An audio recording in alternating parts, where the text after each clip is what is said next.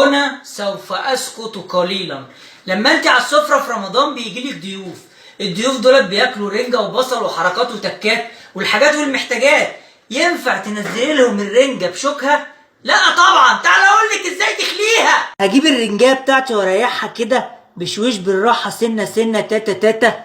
اول حاجه هنقطع الراس عشان نطلقها بالتلاته، وكمان الديل، واوعي تقولي الحماده. بص بقى يا ست الكل، الرنجايه ما بتتفتحش من قدام، بتتفتح من الظهر. فانا هضرب السكينه كده بالشكل اللي انتوا شايفينه ده. بعد ما ضربت السكينه الرنجايه بقت كتاب مفتوح. هجيب السلسله دي بايدي كده واطلعها. بعد كده هاجي بطرف السكينه واروح عامل كده بالشكل الجامد ده.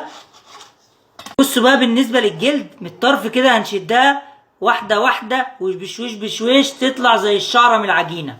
بذمتك مش اشيك؟ بذمتك مش احسن؟